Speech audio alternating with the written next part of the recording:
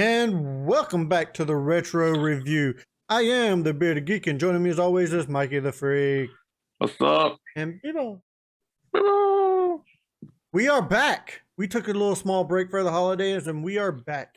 And the movie we are going to be talking about today is Cool Runnings. Cool Running, man. Cool Runnings. Mikey the Freak, why don't you tell us a little bit about the movie?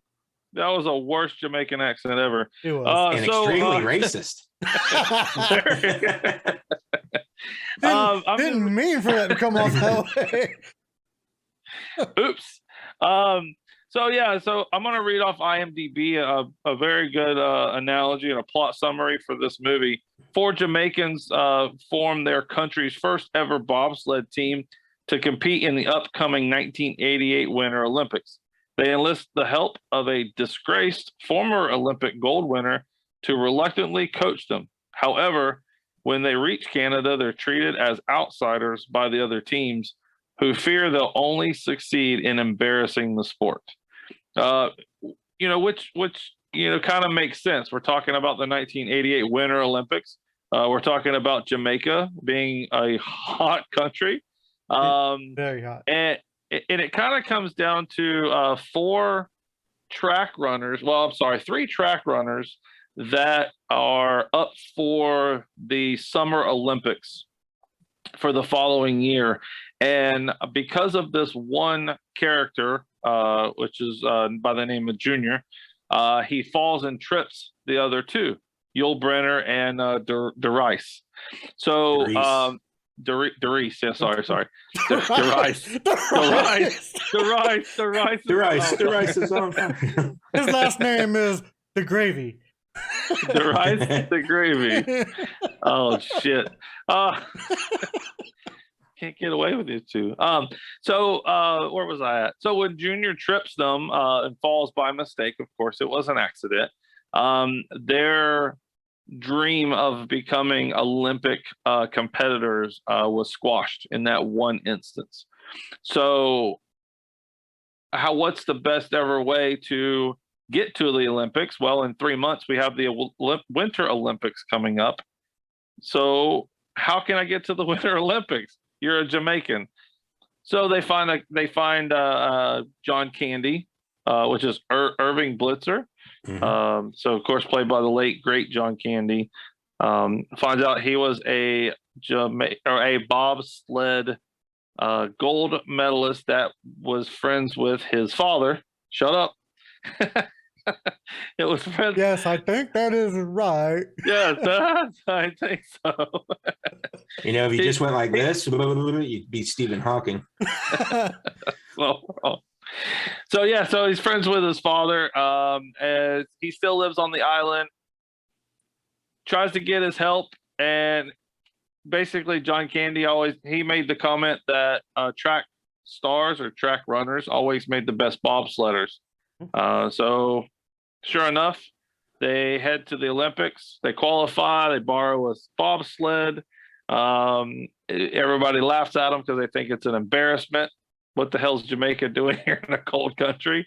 And it's a great underdog story to understand that no matter where you're from, any kind of problems that you might have, or just tribulations, that you can overcome pretty much anything if you put your mind to it, you put your hard work into it.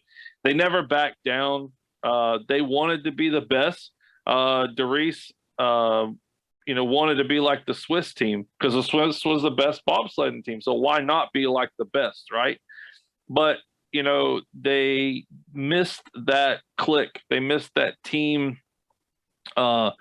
team building where they weren't a team because they could not find their own personality in their bobsled. I just got one question. Sure. Mikey the Freak. What? Are you dead? Yeah, man. Okay. Yeah, man. Not yet. Funny lines as there's a lot of different quotes and a lot of different stuff throughout the movie. That's probably one of the biggest ones that I can recall. Also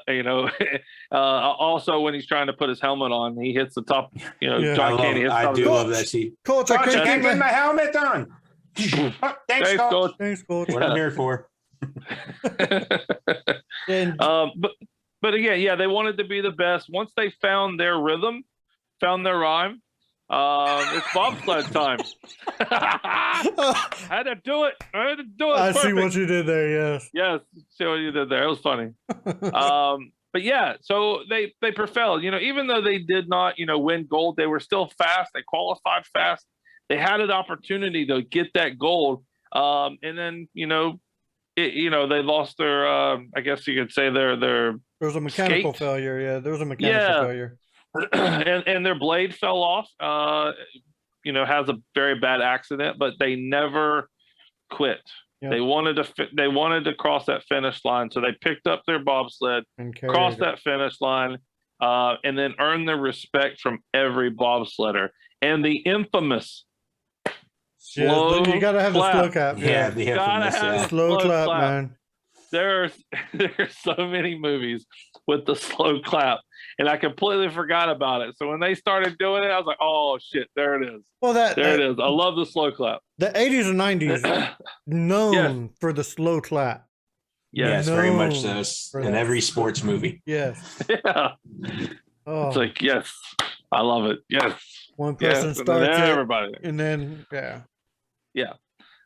So one of those, so when they finish, they're respecting again, and they're looking forward to competing again in 4 more years to have that place back. So Bebo, tell me a little bit. Don't tell me you didn't see it about the movie.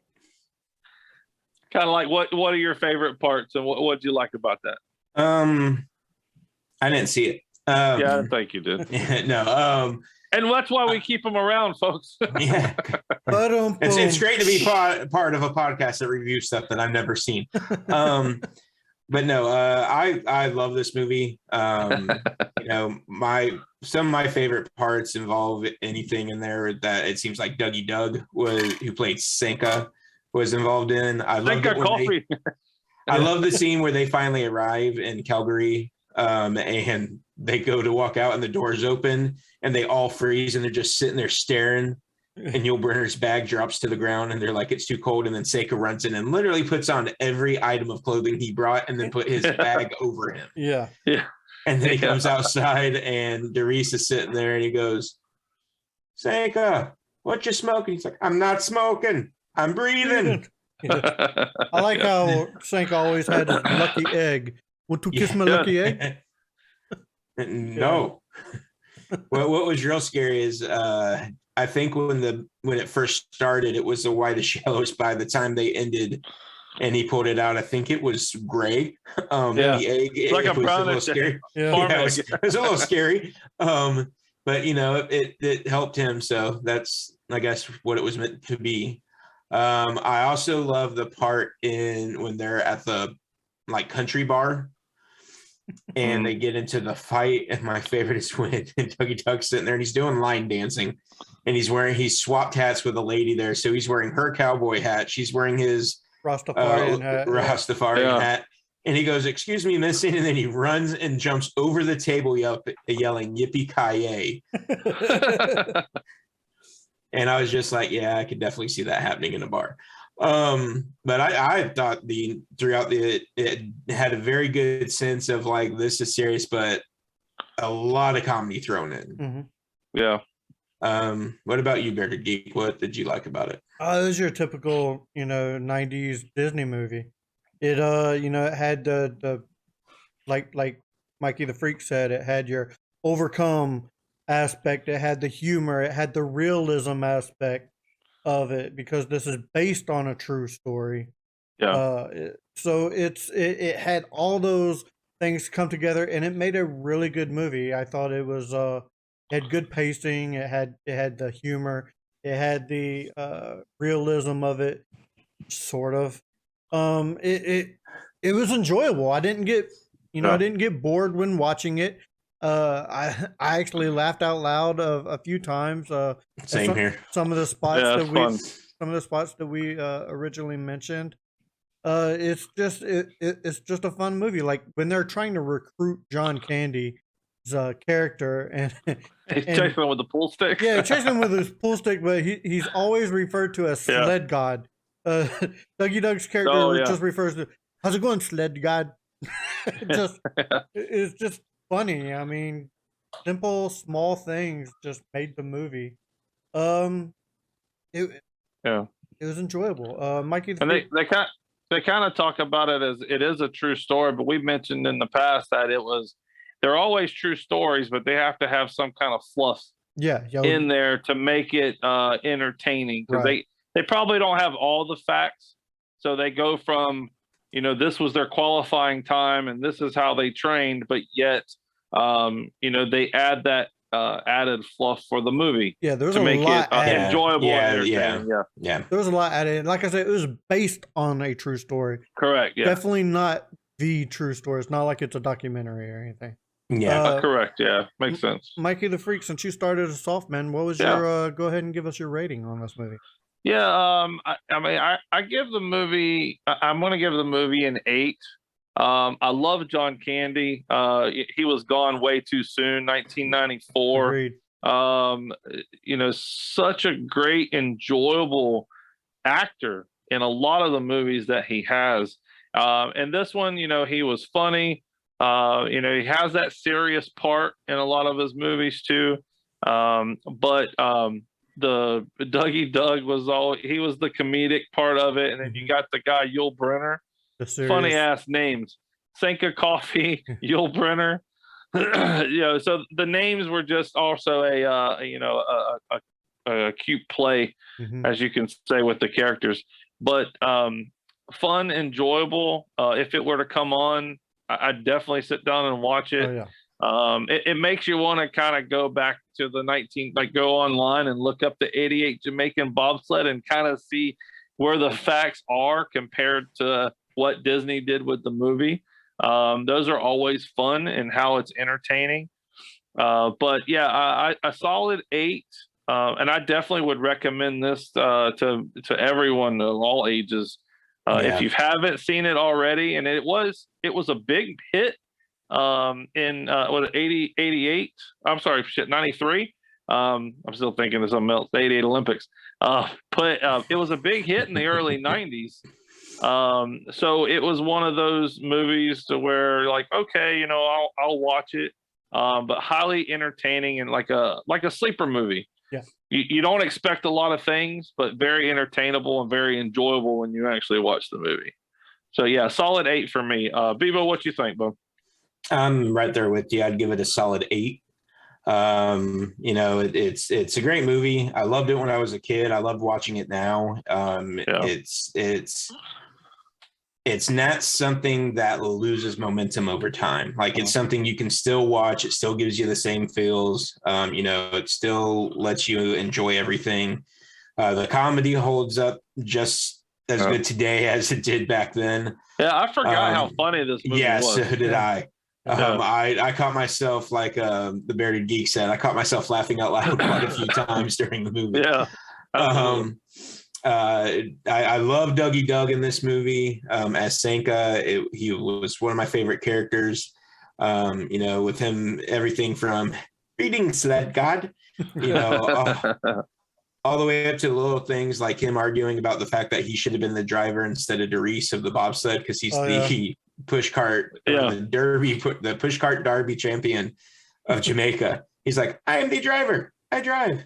And then John Candy goes into a spiel about how much, the driver actually has to take on. And then he's like, I say we make the Reese driver. And then just goes into the back. And John Candy's looking right at Derice the whole time he's saying that. Like, I guess that's me. But I definitely give it an 8. I definitely also would recommend this to people of any age group. I think it's good. I don't care if you're 1 or 90. It's going to be a movie you can enjoy. What about you, Bearded Geek? I'm going to give this an 8.5 simply because I don't want to fall in line with both of you two. There's always got to be one, damn it. No, you're right. Like this movie completely holds up. You can suggest this to anybody at almost any age. It's gonna be funny. Like I said, it's based on a true story, so maybe it piques your interest for a younger generation to look up some history on the Jamaican bobsled team. So you never know what can happen with movies like this. It's funny. It's I don't want to say historic because it's not completely historical to be accurate, but it's a good Disney movie. I mean, there's nothing more I can say about that. It's well written, well acted. Good values. Yeah, good values, wholesome, clean fun. The wholesome, clean, fun movie. And all you need is a piece of American apple pie. Yeah, and it makes you want to talk in a Jamaican accent. Fine. No, I'm good. Yeah, no, I'm good. Both of you did it. Both of you did it in this podcast. We did it, but we didn't get into it. Okay, like we did it to make an emphasis on the point of the movie. Well, you want to actually move to Jamaica, and no, it's too hot. Too hot. Way too hot. Too hot. No. Nay, if you will. Whatever, Renee. So, Bebo, do you have any interesting facts about this movie? I got a few here. So, first couple of things here is contrary to the story in the movie, the Jamaican team was met with open arms by the international bobsledding teams. It wasn't the, you don't belong here type stuff you see in the movie, which again is part of the fluffing and trying to make a story and stuff like that. But one of the other teams without that, you don't get the slow clap. Yeah, exactly. Correct. Yes. So one of the other teams actually even went so far as to lend the Jamaican team a backup sled so they could qualify for the Olympics. So that part was kind of accurate. I just don't think they had to pay for it as they did in the thing. Now the crash scene at the end of the movie that we see, except for the close-up shots, was actually the real footage from the actual '88 Olympics. So they actually did incorporate that into the movie. See, that I didn't even know. I didn't know. Yeah, that's cool. Now, and also in regards to the crash, it wasn't due to a mechanical error. It was more or less losing control of the sled at such a high speed is what actually caused the real crash in '88. Yeah. It wasn't like the screw that popped out like you see. Movie fluff. Right. Movie magic. Now, one thing that I thought was kind of interesting just for, big name actors and stuff like that is that at the time that this came out, Denzel Washington turned down the role of Doris Bannock, and Eddie Murphy turned down the role of Sanka Coffey, balking at the pay that he offered for the movie. That would have been a completely different movie. That would have been. I have a feeling that if Denzel Washington was in there, I don't know that could have been a Disney movie. There would have been way too much cussing. Maybe not Denzel. He doesn't remember the Titans. Yeah, but Disney movie. But like Eddie Murphy, Sanka, yeah, man.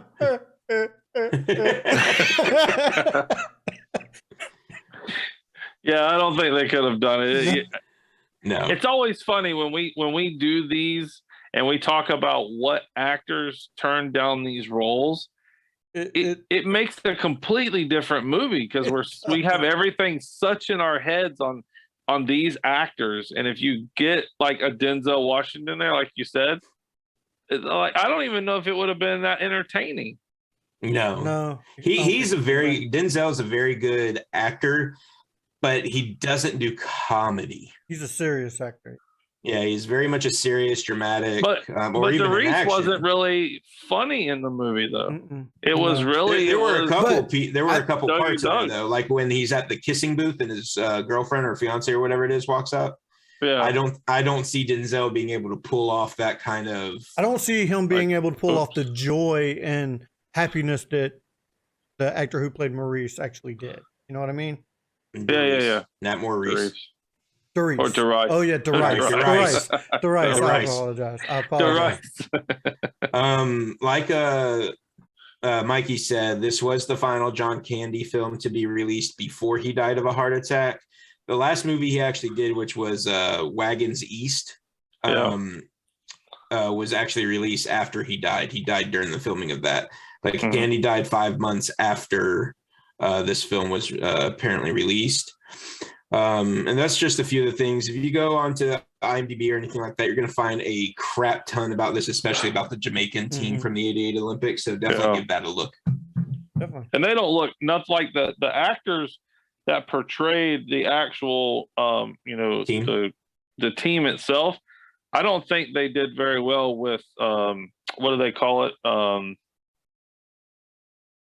Help me. We don't know what you're talking about. The rice. When they look at finding the actors that look just like the original, like the actual people. Yeah, okay. They don't look like them. My mind just went physical representation. There you go. A physical yeah.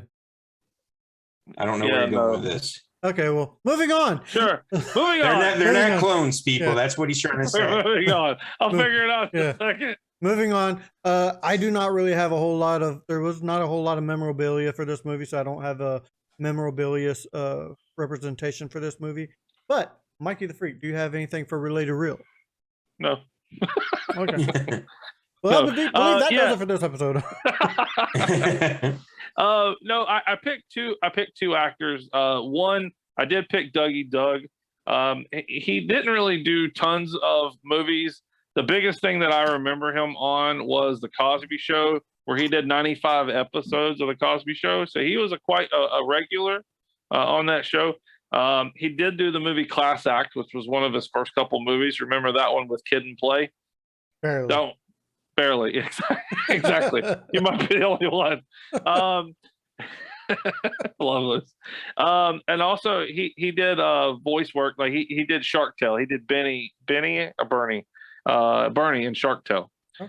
So a cute kids animated movie to go by. But the biggest one of all, of course, is John Candy.